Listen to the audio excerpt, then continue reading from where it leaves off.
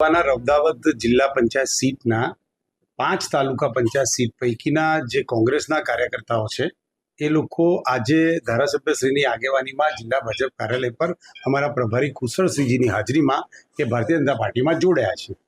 એમાંથી એક પણ કાર્યકર્તાને અમે કોઈને ફોર્સ કરી લાયા નથી। જે લોકોને પોતાની પાર્ટીના સિદ્ધાંતો અને એની વિચારધારાથી તકલીફ છે અને ભારતીય જનતા પાર્ટીની વિકાસની રાજનીતિ, સેવાની રાજનીતિ અને સરકારોના કામ વિકાસને ધ્યાને લઈ એ લોકો અમારા ધારાસભ્યની આગેવાનીમાં આજે ભારતીય જનતા પાર્ટીમાં જોડાયા છે। રૌદાવત જિલ્લા પંચાયત સીટના આજે 210 થી પણ વધુ આગેવાનો ભારતીય જનતા પાર્ટીમાં જોડાયા છે। એમનો ખરા હૃદયથી આવકારીએ છીએ।